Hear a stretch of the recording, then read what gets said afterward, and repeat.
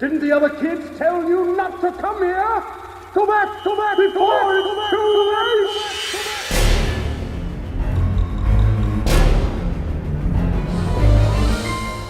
At the heart of horror, there has always been more than spooks and scares.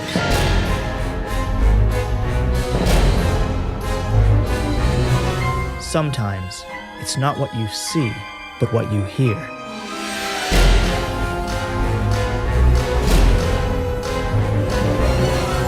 Welcome to Sound Scary.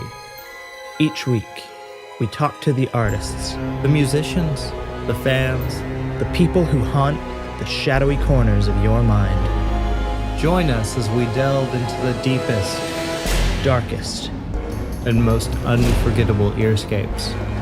Welcome to Sound Scary.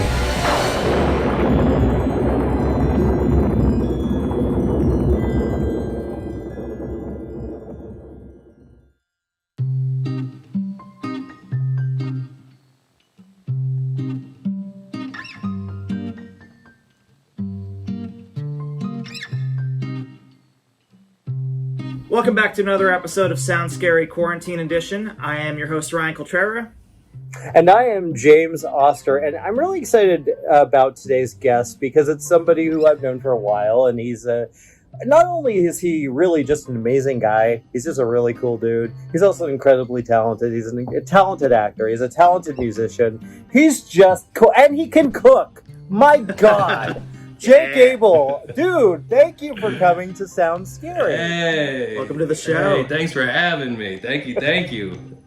Well, first thing I gotta say is, when I was thinking about bringing you on, you haven't done a lot of horror, but my God, you are like geek-centric. Like, you've done Stephanie Meyer's movies, you've done Percy Jackson, you've done Supernatural, you've done all these kind of heavy geek-centric, iconic, films. Yeah. How has that been for your career? Has it been a helpful thing, or has it been more hindrance? It definitely hasn't been a hindrance. I mean, it's so surprise. Each one has been a surprise. Going back to Supernatural, I think that was the third season of the show, and I had no idea that it would eventually take me all over the world to conventions in Rome and London and New Zealand. So it's been incredible, and even I was on a family vacation in Italy 2 or 3 years ago, and even there, people that were working at the restaurants recognized me. There was a local pizza shop, where the guy I think it was either Supernatural or Percy, and he recognized me, and this in Florence. And it'd be we would go see him every day, and he would give us limoncello, and I cooked pizza in his restaurant, in his oven. Yeah, I mean, it was so no, it has not been a hindrance at all. It's been wonderful, and the fan bases are so great for Supernatural and for Percy Jackson. It's not like some of the other fandoms that can be pretty brutal at times. I haven't ever experienced that, so it's been really, really great. And then, speaking of horror films too, I just did my first real horror film with James called Malignant. Yeah. And we filmed that last year, and it was supposed to come out sometime this year, but now they've pushed it back because of everything. But I'm so excited because it is my first real horror film, and it's hard to talk about because I can't give anything away, obviously. Yeah. But my bit is real cool.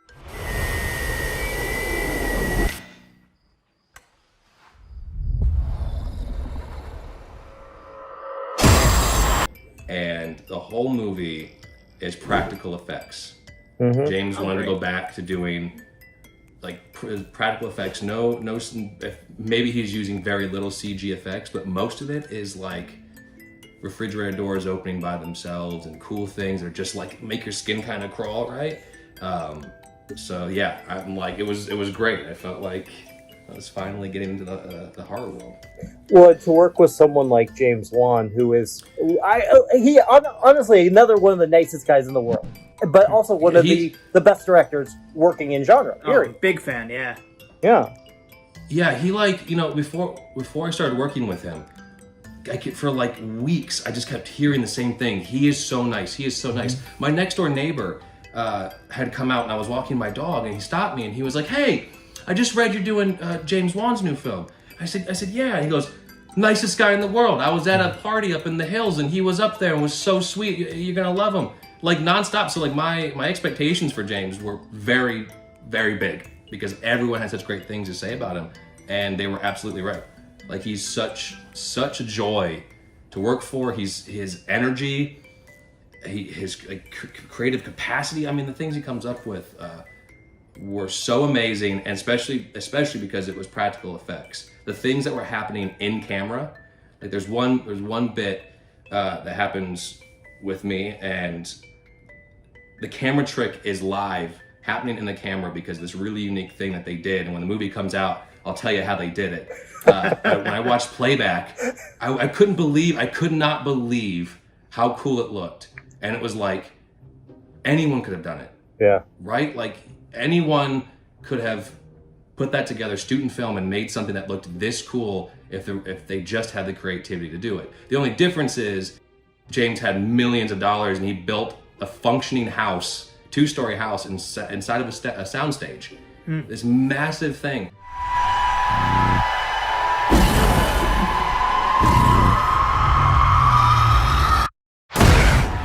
And at first he wanted one of the windows to be able to have rain come down on it. And then he decided, you know what? All of the windows should be able to rain. So they gave him like $2 million more to outfit all of these windows inside the soundstage so that if he decided, you know what, it should be raining in the scene, they could turn it on and rain would trickle down. I mean, it is wild. That is so cool. Oh my god! It's so cool. Yeah. And I'll give you an example, Jake, because I happened to be on the set of Conjuring 2 at one point, and you guys both remember the scene where all the crosses turn upside down. Oh sure, yeah. Yeah.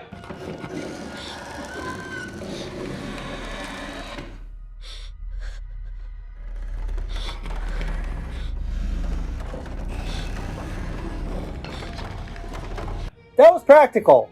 That actually happened. We saw it happen. Oh yeah. I was like, and terrified. It makes such a difference. Like, in my opinion, like horror films, I feel like I want horror films to feel like they were handcrafted. Mm-hmm. Yeah. When you know there's a giant budget behind it and they can rely on CGI, it takes away like the spirit of what it means to like get together with friends and make something that makes other people shit their pants. And the best way to do that is to have like limited budget and a ton of creativity and a ton of people that are in it with you that can figure out, okay, how can we turn 100 crosses upside down at once? Like, that's so much scarier than like any big budget thing. I agree. For sure. I And with agree. this being your first horror film, did you find that you had to do any sort of specific preparation to kind of make that shift into the genre? Like, what was your process as an actor like? You know, it really wasn't that different because, at least for me, I felt like I'm really drawn to horror films and genre films that are led by the characters, right? That's like people over plot that really focuses on, like, I feel like Hereditary was that way. I feel like The Witch, another one of my favorite horror films, was that way. Like, it was really about the people and their experience.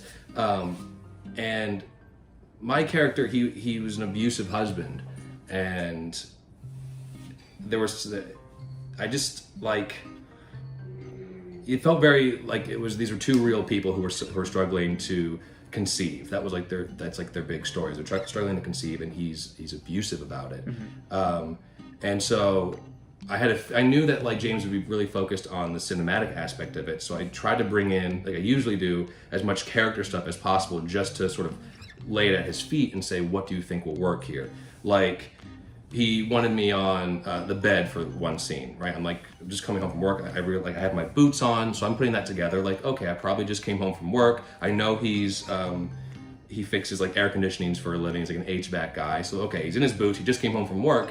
So how do I make this realistic? Well, the guy's not just going to be lying in bed. I was like, let me just have my cell phone, and I'll be like on my cell phone because that's what normal people do. Mm-hmm. And it played well because he had a line where like the TV's blaring, and she comments on it, and he's like, yeah, I'm watching it. He's clearly not. So I was trying to find ways to like layer these really human elements that were already there, and he would just go with them, and then yeah. So it wasn't really much different than I normally work to try to bring a character forward.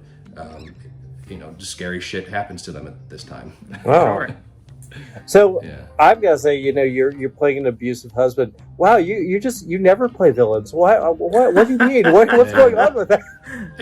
I said one of my favorite stories was Kevin Durant. I did a film called I'm Number 4 with him. He's the big, tall actor who, he's fantastic. And I was telling him back then even, I was like, because he plays a lot of bad guys. I was like, I've got to save a cat from a tree at some point. Like, I got to be the hero. And he was like, look, man, someday they're going to let you be the good guy. And then they're only going to let you be the good guy. And then you're going to be begging to be the bad guy because the good guy's so damn boring. And I think there was some wisdom. To that. But I kind of find that's true. Maybe James and Ryan, maybe you guys find that true. Like a lot of the nicest people I've met in the industry play the worst people on screen. And the people who are nicest on screen generally tend to be the worst people. Yeah, that tracks. In my experience. Yeah, that's about right. Yeah. Well, I think with horror... There's always outliers, but... Oh, for sure, yeah. No, you talk to any of, you talk to Kane Hodder, you talk to any of these guys that play... I was able to interview Gunnar Hansen at one point, who played Leatherface. They were the sweetest, most gentle, most sweetest people in the world. And it's... Especially actors who play creatures and monsters. Yeah, yeah. Especially them. And I think it's because their job is to understand the psychology of a creature and a monster, right? Because we all think we're the protagonists of our own story, right? So these creatures and monsters think they're the protagonists of their own story. So I feel like probably just through the practice of being like, well, you might cut people's face off and wear it, but he's not a bad guy. Yeah, he's not without reasons. Yeah. That's my hypothesis. Well, not all monsters and serial killers are bad people. It's just a few that really make them all look bad. Sure. There's a few outliers. Now, speaking of horror, what were some of your influences growing up? Did you have any favorite horror movies that made an impact on you? One that negative impacts because I have an older brother. Sure. And and I remember one of the first scary movies I really wanted to watch. I would get so brave around Halloween, right up until Halloween. And then I'd be like, I want to go to a haunted house and I want to watch scary movies. And then I would go to the haunted house and regret it, just completely regret it. And I didn't want anything to do with it. But now haunted houses are my favorite thing. I laugh. A really good one I find so scary if it makes me laugh. It's great. But I didn't have that as a kid. I was terrified. And my brother said, okay, you're going to sleep in my room and we're going to watch Child's Play. We're going to watch the first Child's Play. And I was like, great. I know all about Chucky. And then of course, I had to go to the bathroom in the middle of the night. And I was just convinced that my mom had this little doll that was down in the foyer. And I could see it from the second floor. And I was just convinced that Chucky was down there, and I definitely did not sleep for a week after that. But growing up in semi-rural Ohio, you oftentimes feel like you're living in a horror film, and so I feel that probably influenced me more because you'll drive down a back road and be convinced that someone's gonna just step out into the middle of the road with a chainsaw, and that's it for you, because it's creepy. So my real life influenced my feelings towards horror. Oh, I get that. I'm from small town Maine, and same deal. Yeah, you back roads, and you're like, yeah. gives you the chills, and you're like, you'll probably be fine, but maybe Maine's like this, but there's definitely places in Ohio where you can feel stuff went down here. Oh, 100%, yeah. You can't prove it, but you're just there's a shack back there just beyond the wood line, and bad things happened there. Oh yeah. And I would love to tell a horror story.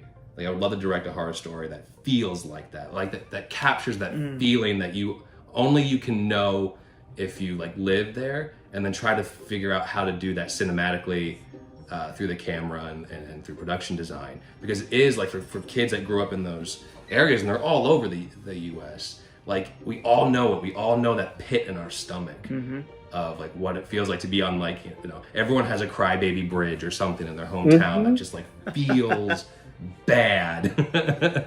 And to capture that on film is a challenge. I think, we even had, like, I grew up in Utah, and we had, like, this one house where I was convinced it was either haunted or there was a chainsaw family there. I think we all have those places, no matter where. Even in LA, you have for those. sure. Yeah. Somewhere. Yeah. Somewhere, for sure.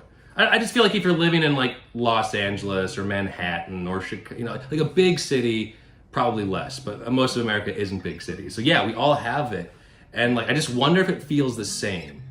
You know, it's almost like there's a theory that we can't prove that, like, what green looks like to me, it looks the same to you. Like everything, like our experience is subjective, and we have no real way of proving it. Like, I know it's very deep for just talking about the heebie-jeebies, but I wonder if like your experience in Utah is like the same as my experience in Ohio and Ryan's experience in Maine. You know, just like that same. It has to be. It has to be.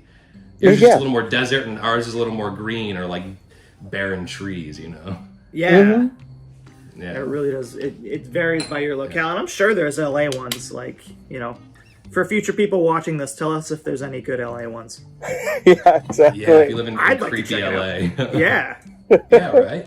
Potential locations for filming, man. There's got to be something. There we go. Well, Ryan and I have done a few ghost hunts in the area, and it's like you would be shocked at how many places in LA are just like, wow, we've had weird stuff happen. It's very creepy. We should take you on one. Okay. If you're up for it, we'll do it. Okay, we'll do it. Once this COVID stuff is over, you're coming with us. Yeah. Actually, okay. It gives me the tingles just thinking about it. I'm going to be honest. Like, I get tingly, like nice. The tingles of regret. It's okay. You're with us. Yes, we're professionals. Experienced. That's yes. right. Yeah, we're professionals. It's a Bill Murray, Dan Aykroyd thing we got going. You can figure out who's who. Yeah. Well, I want to get back a little bit to your experience with Supernatural, because I feel like that is one of those shows, and we've had Chad Lindbergh on the show, and he's a good friend of mine, and it just seems like everyone from the Supernatural community is just so lovely, just such a nice group of people, and I'm talking about the actors, and as well as the fan base. What do you think made that show so special and made it so important to fans? I think you nailed it with the word community. There's the fandom community that that travels the U.S. to go to conventions all year long, that save up to go to conventions and see each other there, and but there's also the community on the set, and it's not just the actors, it's also the crew as well.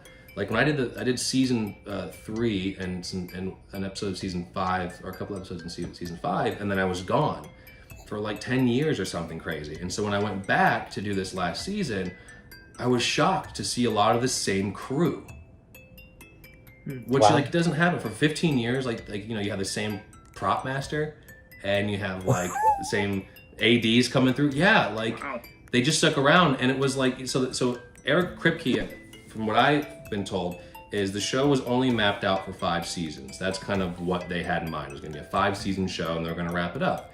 And then 5th season came around, and they all kind of looked around and were like, we enjoy this. This is fun, right? What are we going to do? Where are we going to go after this? That's so unknown. We love this. Why not go for a couple more? And then a couple more turned into a couple more, into a couple more. And they just kept going because they really liked spending time together. And I gotta tell you, it's so rare to have a show that started out with young people and have them be that nice. Because a lot of shows, from friends that are on different network shows that have a lot of young people on them, the experience is not so good. And it's because, and a lot of times it's because you have young people who haven't been through the trials and haven't suffered the long arc of the industry. And so I'm a firm believer that every set is led by the number 1 and number 2 on the call sheet, right? And Jared and Jensen and Misha as number 3 as well are fantastic leaders. They set the tone. They set a good tone, and people have a good time. And then I think that sort of just gravitated. It was like a gravitational pull that pulled all these different kinds of people. I know, like one of the actresses, Sam, she got diagnosed with cancer again recently. She played my mom on the show, actually. And so they all got together and we did a fundraiser for her, like privately. And then a couple of days before her first surgery, they organized this whole thing where there was like 60 of us or something on Zoom together with her. Like, what show, what community in this industry or any other like has that kind of like faith and love in each other? I was blown away, and it wasn't even for me. So they're special, man. Wow. Special group. Yeah, I'm very lucky to be a part of it. That's really good to hear. It is good to hear. Yeah. Well, it also it shows that there, the fan love that you guys get. And you also, I think earlier you mentioned this, and I think it's absolutely true with certain fan bases you have like, oh, fuck that guy, fuck that they made this movie, fuck that they did this. But there's none of that there's kind of an absolute love, and and just they take it seriously, and they're so into it. And I think that's beautiful, man. They still have opinions. Yeah, it doesn't mean they're not opinionated. Yeah, you got it. but they're not like brutal or vindictive about it. It's all it's there's still love at the bottom of their opinion as well. Especially for someone like me who came in and played the third brother. Like that was like it's a big deal because they're such icons of that family. And I was lucky I was accepted. Really lucky. Well, here's the thing about you, man. The thing that I've always been impressed with you is you're a very committed actor, but you're also very kind, and you're also you've got and not to blow too much smoke, you've got an incredible heart. And I think that I don't know, it just seems like that's kind of what it is rare to see that. Is it not only a fan base, but critical and everything and cast. It is rare to see that kind of love with a show, to be honest. Yeah, I appreciate that, man. I really do. I think like, I don't know, it's just, life's short, and there's a lot that like I want to do in it, and like being kind to people is kind of top priority because like, we all go through life, ups and downs, and we learn things or we don't. I try to learn things fast and not make mistakes again. That's sort of my general outlook. I think I found that life is more enjoyable when people are nice. So you gotta practice what you preach, I guess. Yeah, I agree. There's one person out there that like met me on like a bad day and is like, that dude's a dick. Like, we can't all have 100% good days, though. No. Like think about think about that though. Like it's like people kind of love, like anyone who meets like a celebrity loves having their like, oh, he was so nice, or it's like, oh, he sucks so much, he sucks balls, and that's his personality, and I don't care, you can't change it. I mean, I'm just meeting you today, but you seem cool. Yeah, I'm having a good day, Ryan. All right. I don't think you've ever. I can't imagine. Look, but you're right though. We all kind of see and I've gotten to a point where it's like you see someone's bad personality, and I always try to keep that in mind, that they may be having a bad day. They may be I got to interview an actor who has a real bad reputation as being a very difficult actor to interview, and it was. I just approached him as a human being, and I said, hey, this meant something to me because of this, and it was one of the best experiences I've had. Amazing human being. Oh, yeah, simple as that. know. Yeah. Yeah, I imagine you guys experience that a lot, interviewing multiple people. Like, I work with people, which is one thing, and I have my work experiences, but doing press is a whole other animal. Mm-hmm. And it can bring out different things in different people. It can bring out, like, the best and the worst people because they know they have to put on the show. Or it's, like, the opposite. You know what I mean? Like...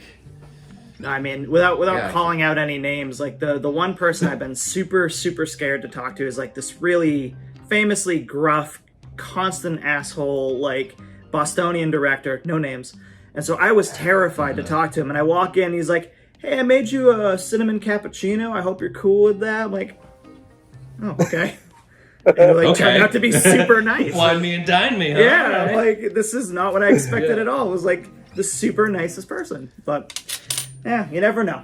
He's like, I need a nice article. Here's a coffee. Say something nice about me. Write something nice. Oh, trust me, I've seen My other publicist things is from him. pissed. He doesn't give a crap. Yeah. No, and honestly, we've been lucky with this show. We've gotten to talk to, I think, literally every guest we've had on the show has been amazing. And We've really lucked out. Yeah, and I think it's also because we approach the show a little differently, and we want people to be comfortable and have a good time, have a conversation, and not feel kind of like, "Ooh, I'm trying to get..." So Jake, tell us all about the new James Wan movie. Tell us all about it. We don't do that. As badly as I want to grill you about it, I know you can't. I know. We'll have to do a follow-up when it comes out, because Please. like it was to do a practical effect film is it's awesome. Well, like, I'm good. Yeah.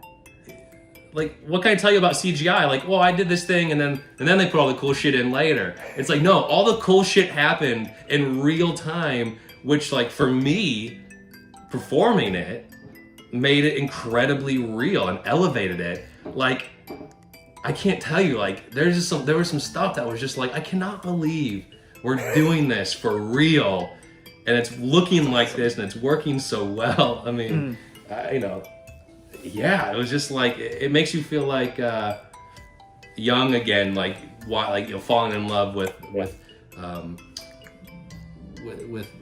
film, what it can do, what you can pull out of it.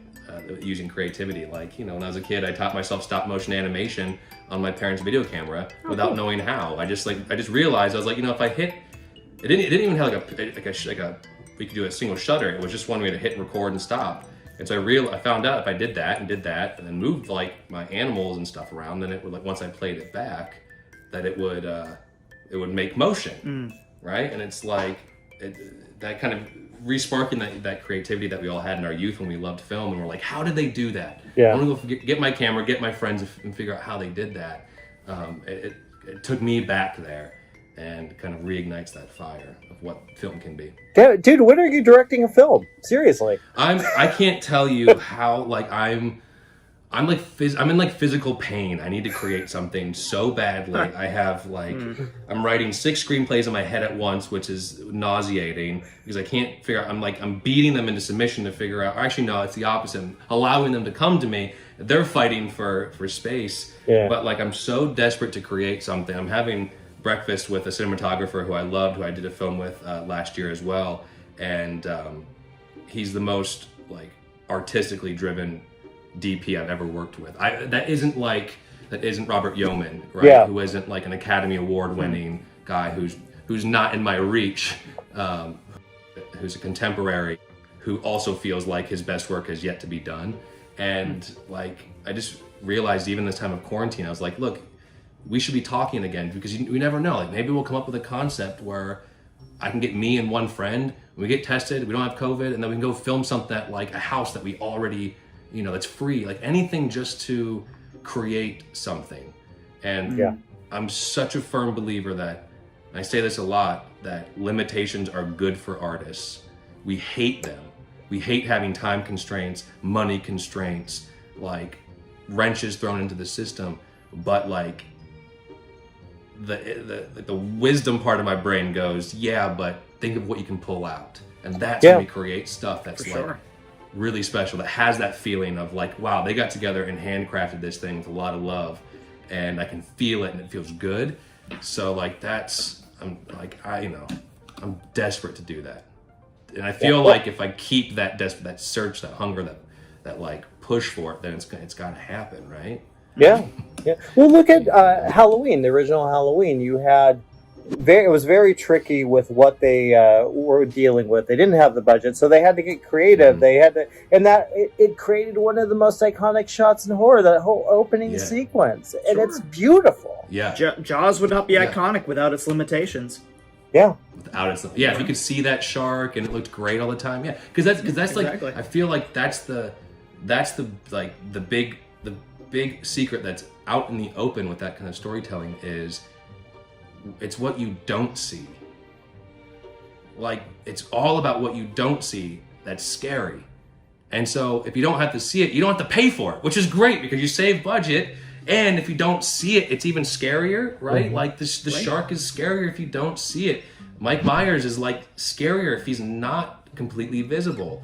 And I think that's like such a tool that can be used if you're just creative enough to be like, okay, what are our limitations? How can we show it without breaking the bank and like ruining it? I think that's why like Signs was such one of my favorite sort of psychological sort of suspense movies, because it's all about like you don't see these aliens, and then like, because what happens when you see it, like when in the home video when he's like he walks by and you're like, ooh, that glimpse, you're like, oh my god, that's scary. And then of course it kind of comes tumbling down at the end when he's a CGI character and he's got his hand over the girl, and you're like, okay, perhaps this is where we needed to go, but it kind of breaks the spell. It breaks the spell. Yeah. It's funny you mentioned Signs. I literally 2 nights ago just rewatched that for the first time since I was a kid, and I'm like, the tension really holds up, like that tension building, and then they just right at the end they kind of drop it a little bit. But yeah, the cornfield sequences and the video camera and like that's actually, I defend Signs. That's a solid tension film. Yeah, or like it's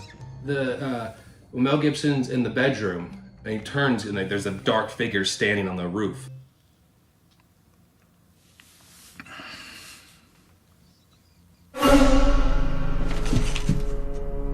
Yeah, and it's so dark, like it's actually so dark that you have to be watching it in the right setting, because like I had to rewind a couple times on my TV because I knew it was there, but I couldn't see it just because of like the blacks on the TV and then whatever like ambient light was around me. But it's those things, and I think also what makes that movie, and I'll defend that movie all day long, is because again, it's a story about people before it's about anything else. It's a story about a family who's struggling with grief and loss, and a man who's struggling with his loss of faith, and you have Joaquin Phoenix. I mean, like, killing it. Those elements are incredible, and it's shot beautifully. And the production design has that sort of that weird feeling.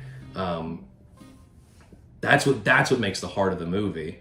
And then showing the alien, the actual budget, like the money shot, is like, ah, man, I get it, but like everything else is what made me feel like something. So right, yeah.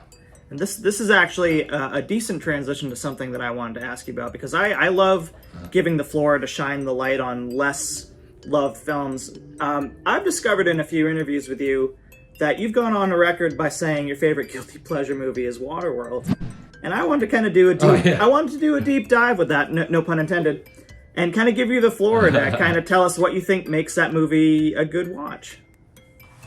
You know, so Waterworld I actually haven't watched in a few years. It's one of the movies I haven't watched in a few years, but it's a childhood film for me. My brother and I like owned it on VHS, and we would watch it all the time, not knowing like the disaster of like the legend of Waterworld and the disaster of it all.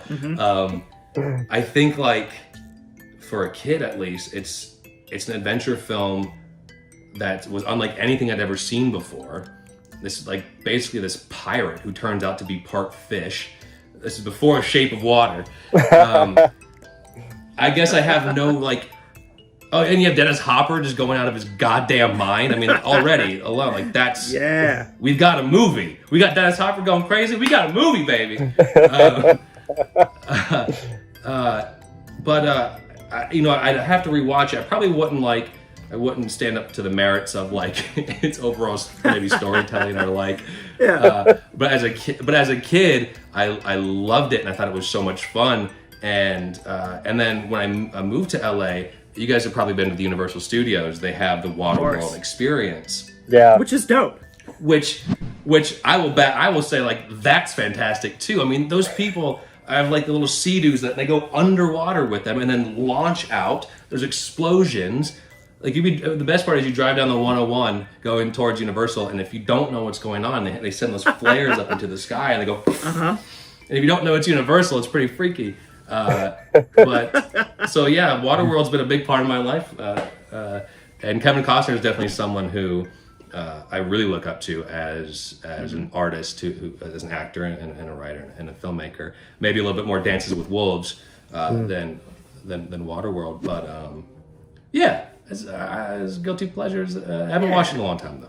But I love it. They have their merits, you know. Like I saw the interview you did with Jimmy at Amoeba, and he was giving you crap about Waterworld. I'm like, I can't let this stand. Thank you. Yeah. Thank you. No, we're gonna fix that. So we also talked about Close Encounters. We also talked about Close Encounters of the Third Kind, which is like technically it's a sci-fi film, but I think has suspense and some horror elements to it. Like that the little boy in that when he goes outside and the doggy doors swinging back and forth and stuff. Like, and again, like for me, that's a movie that has such a tonal quality of feeling and is about people struggling with something. And what was interesting too is I saw an interview that Steven Spielberg said that had he made that kid after having children, because he didn't have kids when he made it, if he would have made it after having children, he wouldn't have had Richard Dreyfuss get on the ship. Which would have been like, he says now as a father, I wouldn't have done that. I would have realized what that meant, but like, I'm so glad he went on the ship. Like, it's a tale of obsession, and he was chosen to go, and he went. Anyway, I don't know how that was a tangent, but no, I like it. I'll talk Close Encounters any day. Yeah. Well, I know you have a little bit of. We only have a few minutes left, so I want to. On the phone we talked about you have some horror stories, some ghost stories, and we love to finish off each show with a cool ghost story. I don't know if you got a chance to think of something, but we'd love to hear it. I kept thinking. I guess like what I came to was I don't have one story.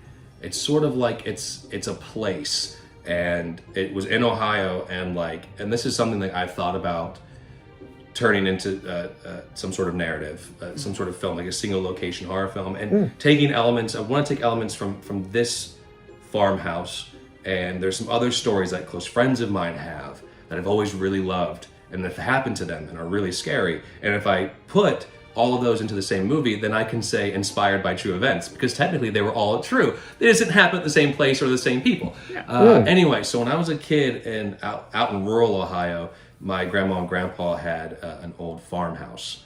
And I didn't experience it much when I was a kid, but like my first memory was in that house. And I was so young that I was still in a crib. Which is like before you're supposed to have your first memory. Like I was really, really young, and they had this storage room that like I can still see, and there were just like random things. And my uncle had painted Ziggy, the cartoon, the comic strip cartoon Ziggy.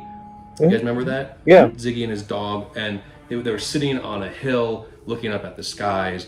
I don't remember seeing any ghosts in that memory, but it's very possible that I did. But when my dad was growing up there, a lot of really, really weird things would happen. Like the walls would bleed this like red. It wasn't like blood, but they would stain. And they would always kind of have to paint over it. And they would keep bleeding. They had a wine cellar that a baby would be heard crying in. And then they would go down there and there'd be no sound, but it'd be like they'd close it, and there'd be a baby that would cry down there. The legend went that one of the previous owners had hung himself in the stairwell.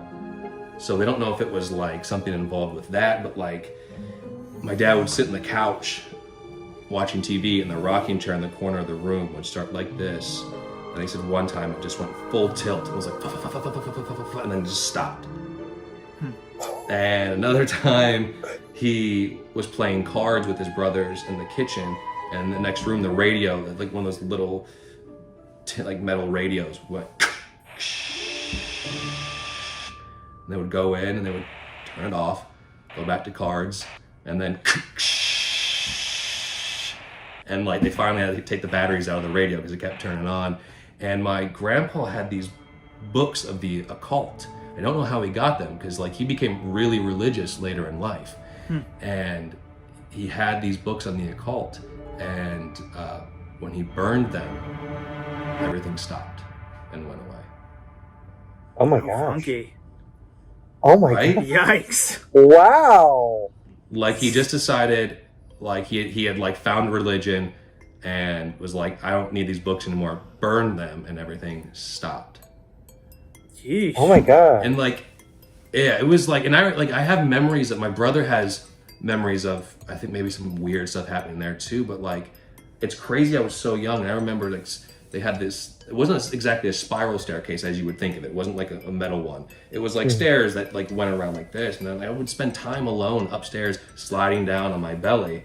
And as an adult, like storyteller, I'm like, what a scary scene in a movie to know this house is fucked up, and to have a kid who's just oblivious by himself, sliding on his stomach down the stairs, like la da da da da, running back up, and then you see someone standing there, and he goes down again.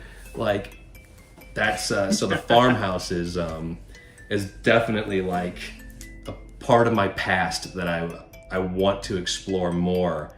My grandpa has since passed away, but my grandma's still around, and my uncles that grew up there with it, and I would love to see like what I don't know, because I'm sure there's stories that I don't know. Like my dad, they had like their hunting rifles up on the bed upstairs. They were like cleaning them. My dad was home alone, and he heard voices upstairs. And he knew the guns were out on the bed still because he hadn't finished cleaning them yet. And he like went upstairs and like saw shadows and heard voices. And then when he looked into the room, no one was in there. Oh my god. Like, oh my god, this house. Wow. Yeah, it was just like nonstop. And Matt, like this is on like a single 2-lane road out in the middle of nowhere, Ohio, and it's like on a bunch of land by itself. So it's like, I mean, it was ripe for having weird shit go down there. Yeah. Dude, you have a movie right Yeah, I there. was gonna say, there's seeds of a horror movie right there. I know. The like, farmhouse. Yeah. Wow. Farmhouse. Well, dude, Yeah. I gotta say, it's always a pleasure talking to you, and I would love. You too. I'm gonna put this out there when your movie comes out, and we can go places again. We're gonna get you. Yeah. We're gonna do this show, and we're gonna take you. We're gonna do it at a haunted house. We're gonna do it. Find a haunted location and do an investigation. Yes. We'll bring you. Let's do it. Oh, it's Okay. gonna be a I'll tell you, blast. and then I can tell all the behind the scenes stuff behind the practical effects while we're getting spooked. Exactly. I Perfect. cannot wait. Well, Jake, you're a great guy. Thank you so much. And we didn't even get to talk about music, and you're a talented musician. We'll have to bring you back on. We just Part have two. to. Come back and talk some music, man. That's my other passion. So, and then we'll do a food episode. We'll just Oh my god! Yeah. Oh yeah. So tell our audience, because you've got a lot going on. You've got a just let them know what you've got coming up and what you can see on Instagram. By the way, of course, Jake and Bake.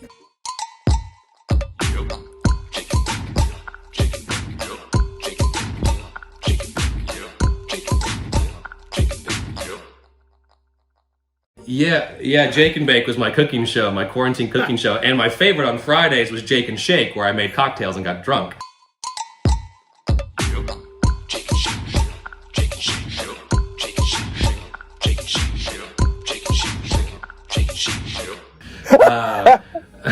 I have to bring that. I'm surprised because I've stopped now for the last couple months, and I've been surprised how many people bring up Jake and Bake.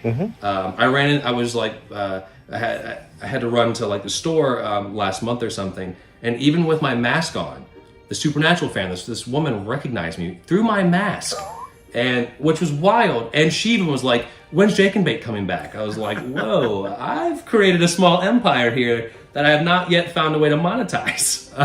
Nice. But what was great was Jake and Bake was actually became a charity raise an event for my live episodes. When I would have guests come on, we would raise money for their causes. So actually that I miss doing that because we raised way more than I ever thought we would. So that was wonderful. And as far as stuff is coming up, I've been lucky because there haven't been a lot of shows or movies in production. So I've transitioned into recording audiobooks somehow. So Stephanie Meyer, who wrote Twilight, she basically rewrote the first book of Twilight, but she's telling it through Edward's perspective. So the whole Twilight series is told through Bella's perspective, and she rewrote the first book through his perspective, which is wild if you're a fan of the books to see, because I read some of the first book, and then to see his perspective of everything, events are different, and things aren't what they seem. So I read all 650 odd pages of that book. I played every character in the book. They had me speaking like the French accent. I spoke Spanish. Like they didn't even ask if I could do it. They just trusted me, and I did it. Like at one point, one of the Spanish parts, I said to my director, and I was like, "Hey, we should make sure that I said those right." And he was like, "Oh, I thought you spoke Spanish. That sounded so good." And I was like, "I'm a really good actor, baby. I'm a good liar. We should double check it." And that's full circle because you were in one yeah. of her movies, right? Yeah. Exactly. Yeah. So, but they made me audition for it. I need to put that out there. Okay. Yeah, I'm very, very close to them, but they still had me go on tape and read a few things and send it to the publisher, and I very much had to audition for it because I'd never done anything like that before. But yeah, that worked out. And then I really got close to the director and the engineer who did that book, and I happened to pass by the recording studio there, last week on Monday, and was like, "Hey man, just drove by Outlaw. Hope you're well." And he was like, "Hey, are you available? Are you in town? Are you still in town? At the end of the week, I'm producing another book. Do you want to come do one of the characters?" I was like, "Yeah, I'm in town. I'll come over." And so we in 2 hours, I played this 19-year-old serial killer in this book that's coming out in August called None Shall Sleep. And it's about this. It's about this girl who escaped a serial killer as a teenager, and now the FBI has brought her in to hunt this other teenage serial killer. And she meets up with one who's already in jail, and it's very much this Clarice Hannibal Lecter relationship where she goes to him to figure out who this person is, and it was really fun. And that comes out in August. It's called None Shall Sleep. Oh, that sounds so. It was really, really cool, and totally happened within a matter of 48 hours. And went and recorded another book. Because it's perfect. It's perfect for quarantine. Because I just go into my booth, and the director's in his separate room, and then we just talk through the microphones and the headphones, and I have it on my iPad, and we just go through and get it done. It's pretty amazing, and it's really fun. Oh, this sounds really cool. That's awesome, dude. I'm proud of you, man. You deserve it. Thanks. You deserve it. Well done. Hey, man, you gotta survive. Yeah, exactly. And please, of course, look for Jake on what's your Twitter and all that stuff, so they know where to find you. I'm sure they already do. It's at Mr. Jake Abel, Abel, and that's just Instagram and Twitter. I don't have Facebook or anything. Yeah, like that. I don't blame you. Good on you. If I'm hitting you up for money on Facebook or something, it's not me. I'll send you my bank account if you want to send me money. We'll put that in the show notes. Yeah. Yeah. Well, Jake, I'll give you my Venmo. Thank you so much, dude. You're the man. It's been a pleasure talking to you. Thanks for having me. It's been great. Thanks to for meet having me, guys. you. This is great. It's great to meet you too. Pleasure, man. Cheers. Take care, guys. Cheers, dude. Have a good one. See ya. I'm having visions.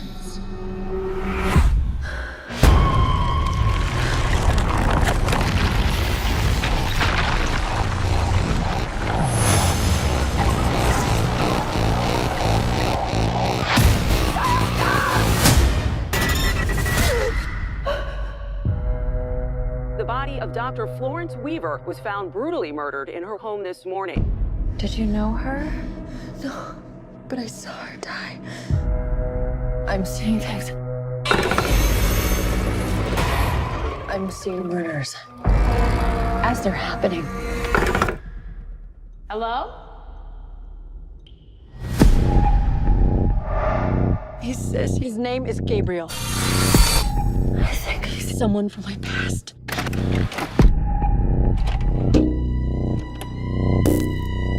Happy birthday. Whatever happened to you before you joined our family hurt you in a way that I can't even imagine. Stop saying that. Maddie, who are you talking to? Gabriel. Is he your imaginary friend? Imaginary? He's the devil.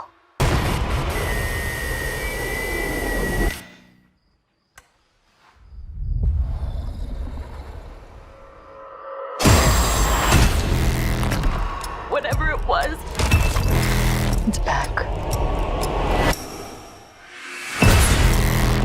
He killed again. He's getting closer. He wants to talk to you.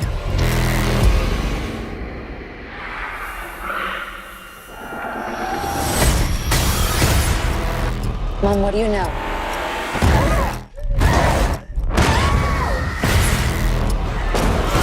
It's coming from me.